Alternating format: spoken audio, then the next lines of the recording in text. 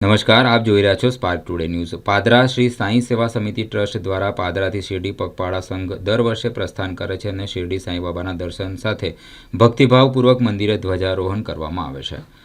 પાદરા દર વર્ષે નીકળતા સંઘનું તારીખ 25 ડિસેમ્બરના રોજ પ્રસ્થાન કરશે। તે પૂર્વે પાદરાના સ્ટેશન રોડ પાસે આવેલા સાંઈબાબાના મંદિરેથી પદયાત્રીઓનો સંઘ સાંઈબાબાની પાલકી તેમજ ધ્વજા સાથે પાદરા નગરમાં ભવ્ય પાલખી શોભાયાત્રા નીકળી હતી, જેમાં પાદરાના ધારાસભ્ય ચૈતન્યસિંહ ઝાલા તથા પાદરાના અગ્રણી મારુતિ સિરામિક્સવાળા હિતેશભાઈ પટેલ તથા પાલિકાના સદસ્યો અને સાંઈ સેવા સમિતિના કાર્યકરો ઉપસ્થિત રહ્યા હતા।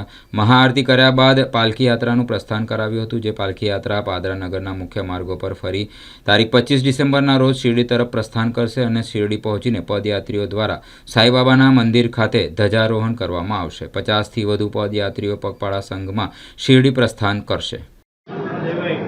આજરોજ પાદરા નગરની અંદર સાંઈ પાલખી યાત્રા નીકળી હતી। ઠેર ઠેર જગ્યાએ ભક્તોએ સાંઈ પાલખીનું સ્વાગત કર્યું।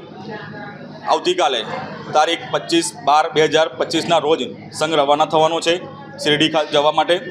તારીખ 7 જાન્યુઆરી 2026માં ત્યાં ધજાનું આયોજન કરેલું છે। પાદરાની ભાવિક કેટલા યાત્રિકો 50 યાત્રિકો અત્યારે પદયાત્રીઓ જોડાયેલા છે અને છેલ્લા દિવસે 300 માણસ ત્યાં 400 માણસ ત્યાં આવે છે ધજાની અંદર।